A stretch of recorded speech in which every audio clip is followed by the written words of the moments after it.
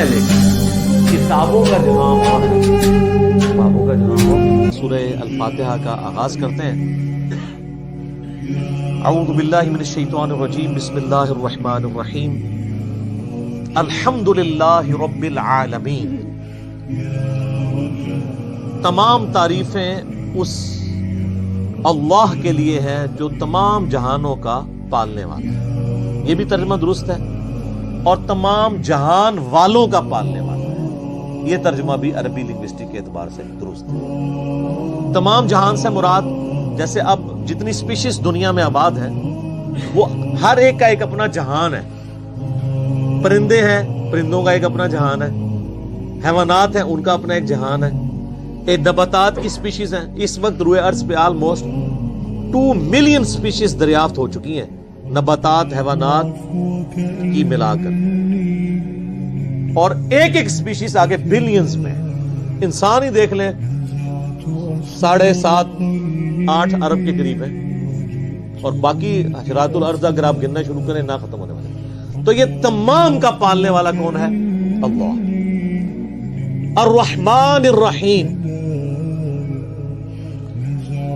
وہ انتہائی رحم فرمانے والا ہے. الرحمن کہتے ہیں جیسے اسی سے لفظ یہ اسی یعنی آپ سمجھ لیں عربی لنگوسٹک کے اعتبار سے طوفان بھی عربی کا لفظ ہے نا، یعنی ٹھاٹھے مارتا ہوا سمندر ہے اس کی رحمت کا. اور سمندر تو کبھی کبھی جوش میں آتا ہے نا. اللہ کی رحمت وہ ہے کہ الرحیم مستقل رہتی ہی ٹھاٹھے مارتے ہوئے سمندر کی طرح. الرحمن الرحیم. حتیٰ کہ بخاری و مسلم میں حدیث ہے، نبی علیہ السلام نے فرمایا اللہ تعالیٰ نے مخلوقات کی پیدائش سے پہلے اپنے پاس اپنے عرش پہ یہ عبارت لکھ لی تھی کہ میری رحمت میرے غضب پہ بھاری رہی. قرآن میں بھی ہے وَكَتَبَ عَلَى نَفْسِهِ الرَّحْمَةَ، کہ یہ اللہ نے اپنے اوپر خود لازم کر لیا کہ میں ہر حال میں رحم ہی کروں.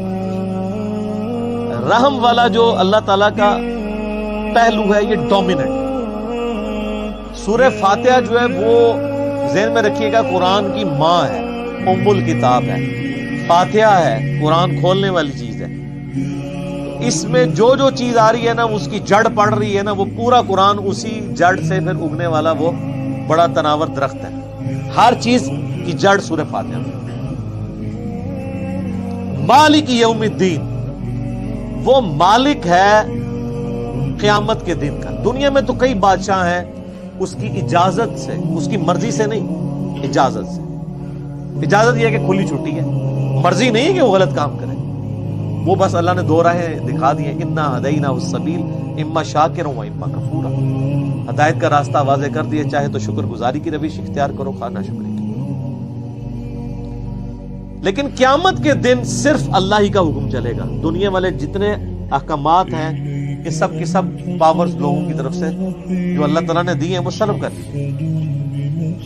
لمن الملک اليوم للہ الواحد القہار. آج کس کی بادشاہت ہے؟ اس قہار کی جو سب پہ چھایا ہوا ہے. قہار کہتے ہیں سب پہ چھانے والا. تو قیامت کے دن کا مالک. یہ ایک ایک آیت کے اوپر ایک ایک گھنٹہ بولا جا سکتا ہے، لیکن چونکہ ہم نے پورا قرآن کور کرنا ہے تو اس میں 7 آیات آئیں گی کراس ریفرنس کی طور. ایاک نعبد و ایاک نستعین. تعریف کرنے کے بعد اے اللہ ان ساری چیزوں کے ہوتے ہوئے حق تو یہ ہے کہ عبادت بھی تیری ہوگی، دعا بھی تجھ سے کی جائے. اے اللہ ہم صرف تیری ہی عبادت کرتے ہیں اور کرتے رہیں گے. تجھی سے مدد مانگتے ہیں اور تجھی سے مانگتے رہیں گے. کیونکہ یہ مضارع کا صیغہ ہے جو کنٹینیوشن ہے. پریزنٹ ٹینس اور فیوچر ٹینس عربی میں ایک ہی ہوتا ہے. ہمارے تو 3 ہوتے ہیں نا اردو میں اور انگلش میں، پاسٹ، پریزنٹ اور فیوچر. عربی میں فیوچر اور پریزنٹ کے لیے ایک ہی صیغہ استعمال ہوتا ہے، وہ یہاں پہ استعمال ہے. ایاک نعبد و ایاک نستعین. اگر اس کو دعائیہ بنائیں گے جس طرح کہ اعلیٰ حضرت نے ترجمہ کیا ہے، احمد بریلوی صاحب نے، انہوں نے بہت زبردست ترجمہ کیا. انہوں نے کہا اے اللہ ہم صرف تیری ہی عبادت کریں اور صرف تجھی سے مدد چاہیں. یہ لادہ بات ہے کہ وہ خود اور ان کے ماننے والے غیر اللہ سے بھی مانگتے رہے. ترجمہ ٹھیک کیا ہے. اس لیے میں کہتا ہوں قرآن میں کوئی چیز نہیں داخل ہو سکتی. قرآن کا ترجمہ فٹ ہے، آپ کسی کا اٹھا کے دیکھیں، ترجمہ سب نے ٹھیک کیا. اچھا عبادت میں تو دعا بھی شامل ہے. جامعہ ترمذی میں حدیث ہے, سنن نسائی میں حدیث ہے, ابن ماجہ میں, الدعاء هو العبادہ, دعا عبادت ہے. تو جب دعا عبادت ہے تو ایاک نعبد میں دعا شامل تھی. یہ پھر ایاک نستعین کیوں آیا؟ اس لیے کہ سب سے سینسٹیو ایشو ہی دعا کا ہے, غیر اللہ کو مدد کے لیے پکارنے کا. تو اللہ تعالیٰ نے اس کو اسپیسیفکلی بیان کیا, اس کے باوجود امت کی اکثریت غیر اللہ سے مدد مانگ رہی ہے. ایک تو ہے ظاہری اسباب, وہ تو آپ مانگیں, تو قرآن میں حکم ہے وَتَعَاوَنُوا عَلَى الْبِرِّ وَالتَّقْوَى وَلَا تَعَاوَنُوا عَلَى الْإِثْمِ وَالْعُدْوَانِ. یہ تو بالکل ٹھیک ہے. وہ ایک مفتی صاحب جو کیو ٹی وی پہ بیٹھے ہوئے ہیں لوگوں کے عقیدے خراب کرنے کے لیے, وہ کہتے ہیں جی آپ پھر ہم امی سے روٹی نہ مانگے جا کے. بھائی امی سے روٹی وہ مانگتا ہے جس کی امی گھر موجود ہوتی ہے, جس کی امی قبرستان میں آرام فرما ہوتی ہے. اگر وہ امی سے روٹی مانگ رہا ہو تو اسے کیا کہا جاتا ہے؟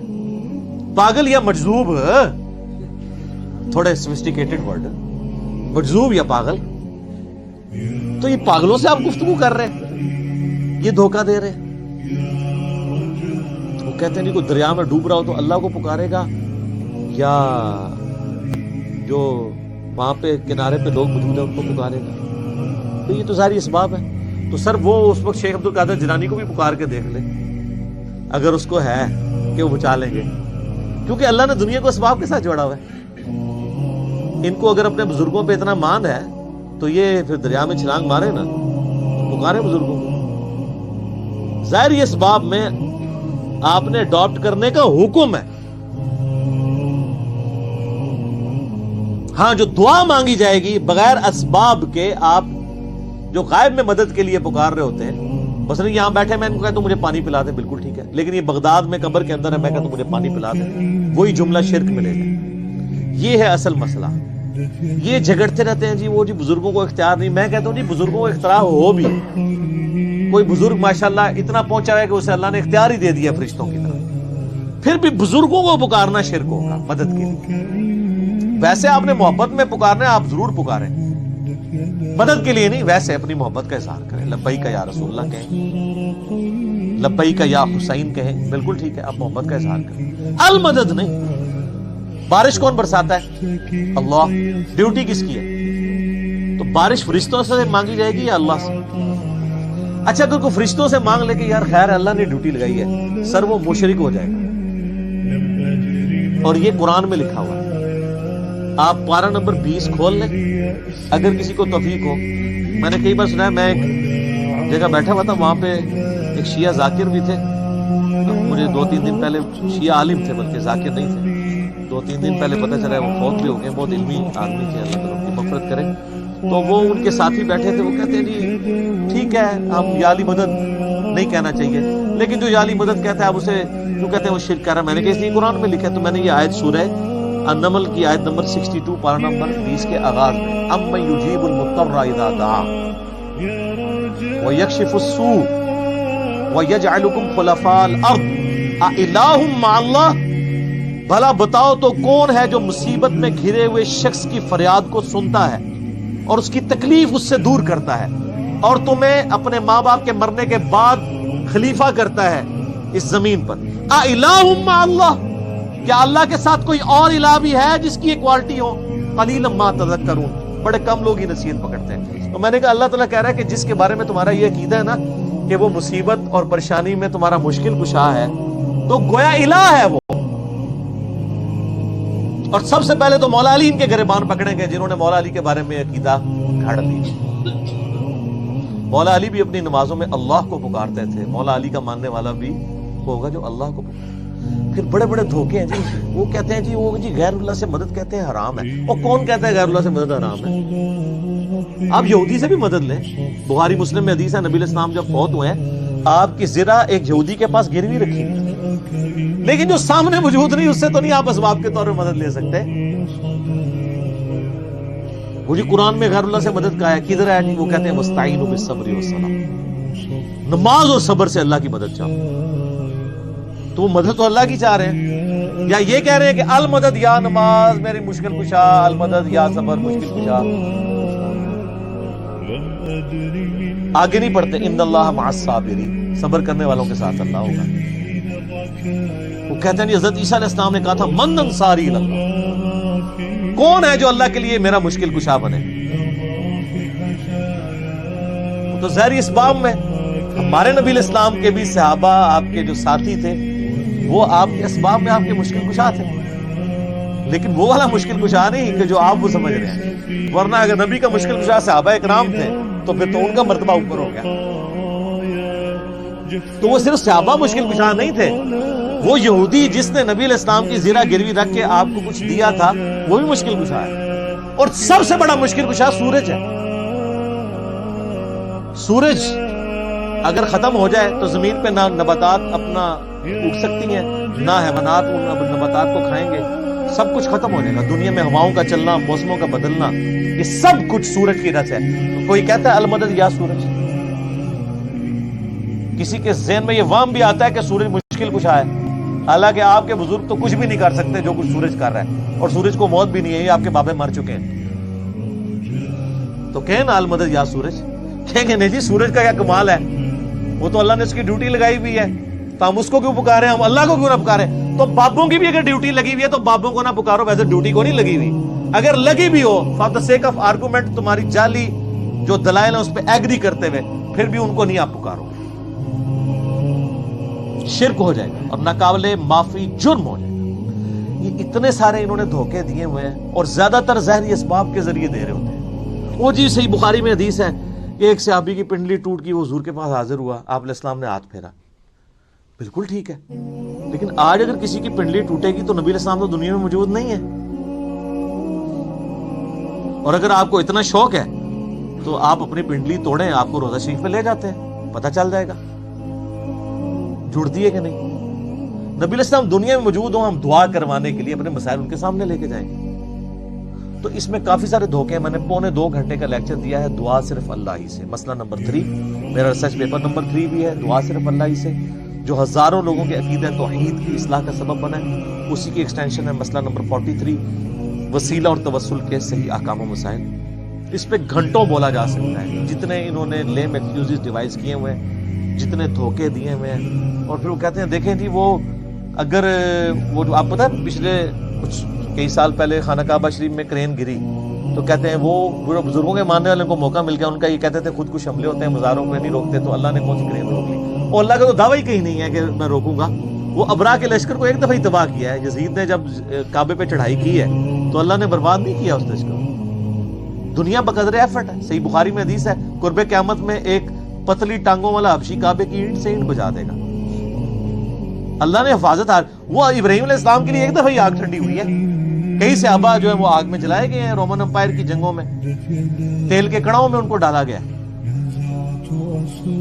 لیکن آپ کا دعویٰ ہے کہ آپ کے بزرگ سب کچھ کر سکتے ہیں، ہم کہتے ہیں پاکستان کی بجلی پوری کر دیں۔ اچھا یہ بزرگ جب بیمار ہوتے ہیں، یہ تو آغا خان میں اور شفا انٹرنیشنل میں جاتے ہیں، آپ بیمار ہوتے ہیں آپ کو اٹھا کے مزار پہ لے جاتے ہیں۔ آمدہ کوئی بزرگ بیمار ہو چیخیں بھی مارتا رہے، اس کو کہ نہیں سر دسو جانا کیڑے مزار تے ہیں، اسپتال نہیں تو کھڑنا۔ دنیا کے مہنگے ترین ہاسپٹلز میں یہ علاج کرواتے ہیں، آپ کو کہانیاں کرائیں گے کہ ہمارے پاس لے کے آؤ ہم بائی پاس کریں گے، کوئی دنیا کا بزرگ جو ہے وہ مجھے ختنہ کر کے بتائے۔ بائی پاس تو بہت بڑی چیز ہے، بلیڈ مارے بغیر، کیونکہ بائی پاس تو بغیر بلیڈ کے کرتے ہیں نا، وہ سب جھوٹ فراڈ، اور صحیح ہو رہا ہے آپ کے ساتھ، کیونکہ آپ نے دین بھی ان لوگوں کے حوالے کیا ہوا، تو دیکھیں پھر آپ کے ساتھ کیا کروں۔ اہدنا الصراط المستقیم، اے اللہ ہمیں چلا سیدھے راستے پر، یہاں بھی دھوکے دیتے ہیں، اور یہ سارے ہی بزرگ ٹھیک ہیں، سارے ہی راستے ٹھیک ہیں، وہ قرآن میں تو راستے آئے کہ ہی نہیں ہیں، قرآن میں گمراہی جمع کے سیغے سے آئی ہے، ہدایت ہمیشہ سنگولر کے سیغے سے، ظلمات آیا ہے گمراہی کے لیے، نور آیا ہے، انوار نہیں آیا، تو قرآن کا ترجمہ ہی غلط کر رہے ہو۔ اہدنا الصراط المستقیم، اے اللہ ہمیں چلا سیدھے راستے پر، صراط الذین انعمت علیہم، راستہ ان لوگوں کا، راستے نہیں، وہ کہتے ہیں چاروں ہی حق پہ ہیں، پانچوں ہی حق پہ ہیں، سارے ہی ٹھیک ہیں، راستہ ان لوگوں کا انعمت علیہم جن پر تیرا انعام ہوا۔ اور یہ آیت پڑھ کے اپنے بابوں کے نام لینے شروع کر دیتے ہیں، یہ بابے تو جمع بھی نہیں سن اس ٹائم جدو آیت نازل ہوئی ہے، اور پھر یہ بابے بھی مختلف ہیں، بریلویوں کے انعمت علیہم جو ہیں وہ مغضوبی علیہم ہیں دیوبندیوں کے، اور دیوبندیوں کے انعمت علیہم جو ہے بریلویوں کے مغضوبی علیہم ہے، اور وہ ضالین بھی ہیں. تو بابوں کی کون سی آپ ہمیں ڈوز لگا رہے ہیں؟ کوئی باب کامل نہیں ہے. انعمت علیہم کون ہے؟ وہ سر سورہ النساء کی آیت نمبر 69 میں ہے، من النبیین والصدیقین والشہداء والصالحین. نبی ہیں، صدیقین ہیں، شہداء ہیں، صالحین ہیں. لیکن صالحین کون؟ ڈیفینیٹ تو صرف صحابہ اور اہل بیت ہے. اس کے بعد صرف ہماری اسیسمنٹس اللہ کو پتہ ہے، کیونکہ یہ وہی کا معاملہ ہے. تو راستہ، اور وہ راستہ کس کا ہے؟ اچھا، راستہ اللہ کی طرف سے کسے عطا ہوتا ہے؟ بابے کو یا پیغمبر کو؟ اللہ کے کھاتے میں تو بابا کوئی ہوتا ہی نہیں ہے، پیغمبر ہی ہوتے ہیں، باقی سب فالوور ہوتے ہیں. لیڈر ایک، یہاں تو ان کو انہوں نے لیڈر بنا دیا ہوا نا، یہ فالوور تھے. اور وہ سب مسند احمد میں صحیح سند سے حدیث ہے، مشکات کی آپ کو پہلی جلد میں ملے گی. نبی علیہ السلام نے زمین پہ ایک لکیر کھینچی، ایک ٹیڑھی لکیریں کھینچی، اور آپ نے وہ سیدھی لکیر پر انگلی رکھ کے سورہ الانعام کی آیت پڑھی، وَأَنَّ هَذَا صِرَاطِي مُسْتَقِيمًا، اور یہ کہ یہ ہے سیدھا راستہ جو میرا ہے، جو بالکل سیدھا ہے، مستقیم. اسی کی پیروی کرو، ادھر ادھر کے راستوں کی پیروی مت کرنا، وہ تمہیں بہکا دیں گے. یہ ہے وہ چیز جس کی اللہ تمہیں وصیت کرتا ہے.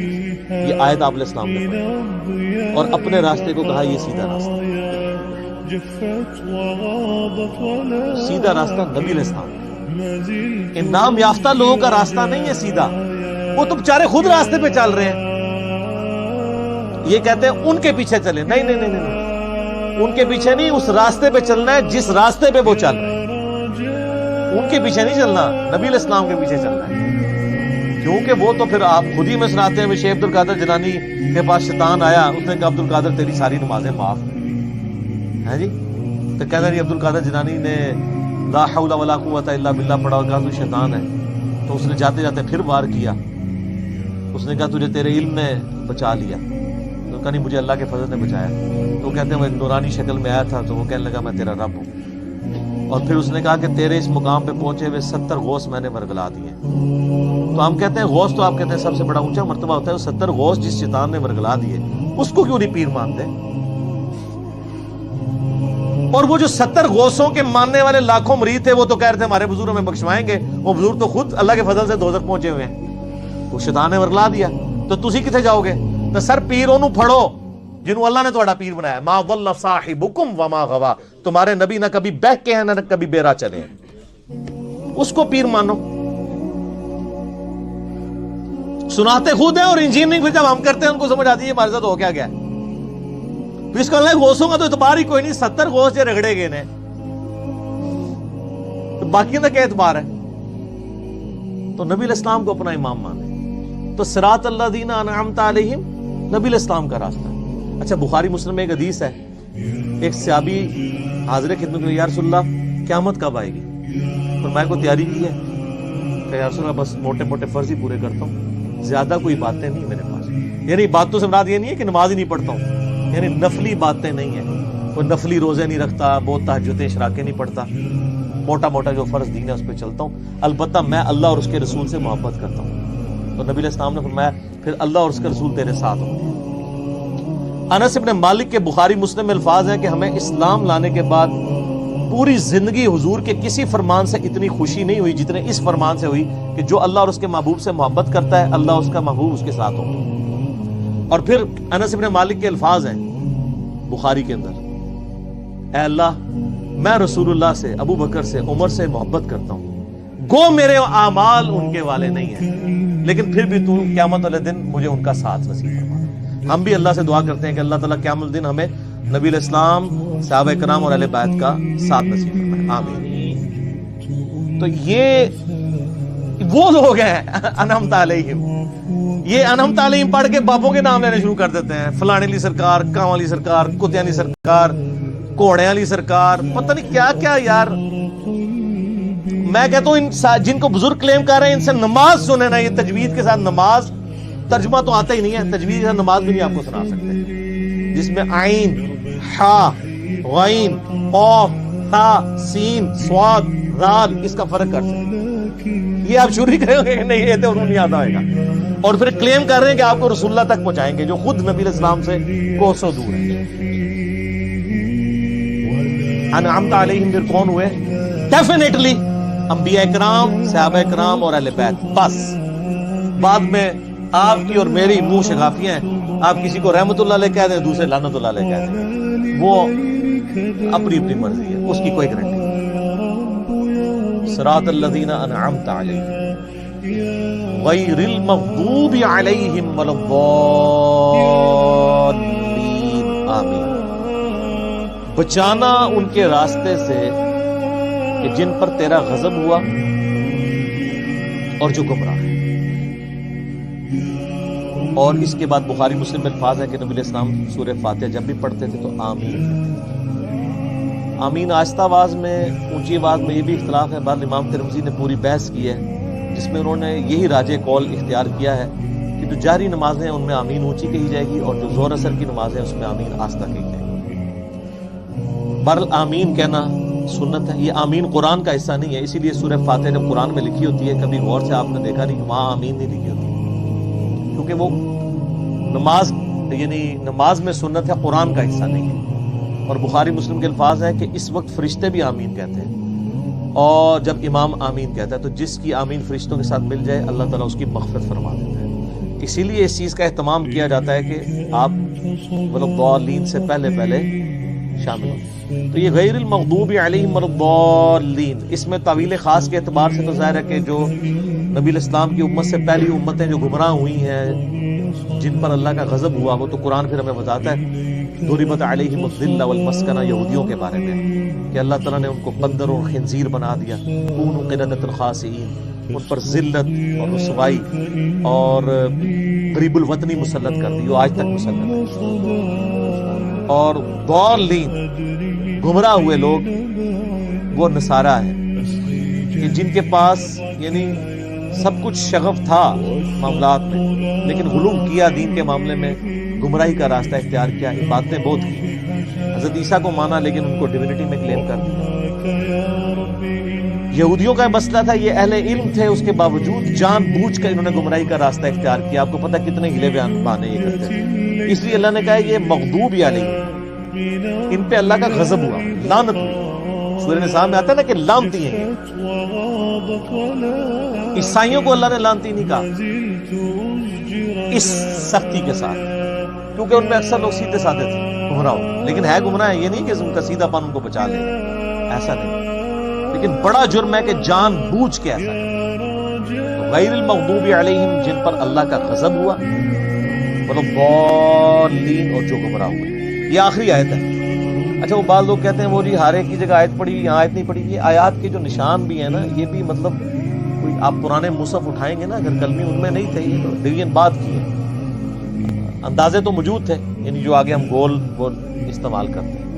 تو عموماً جو قرآن چھپتے ہیں نا ان میں وہ والی غیر المغضوب علیہم ولا الضالین سے پہلے جو ہم پڑھتے ہیں نا صراط الذین انعمت علیہم، اس کے اوپر نہیں ہوا ہوتا، یعنی وہ گول نشان نہیں ہوتا. تو اس سے لوگ سمجھتے ہیں کہ شاید یہ پوری ایک آیت ہے تو پھر بسم اللہ کو شامل کریں گے تو 7 آیتیں پوری ہوں گی. نہیں، یہ 2 آیات ہیں. اور میں نے ٹیکنیکلی جو دلائل رکھے ہیں اس سے چیز ثابت ہوتی ہے کہ سورہ فاتحہ کا حصہ بسم اللہ شریف نہیں ہے. اب یہ سورہ فاتحہ جو ہے اگر آپ اس کو اوور ویو کریں نا تو قرآن پاک میں جتنی بھی چیزیں بیان ہونی ہیں آئندہ آنے والے قرآن میں، سب کی جڑ اس کے اندر موجود ہے. اسلام کے بنیادی 3 عقائد کون سے ہیں؟ عقیدہ توحید، عقیدہ رسالت اور عقیدہ آخرت. یہی ہے نا، یہ 3 عقیدے سورہ فاتحہ میں موجود ہیں.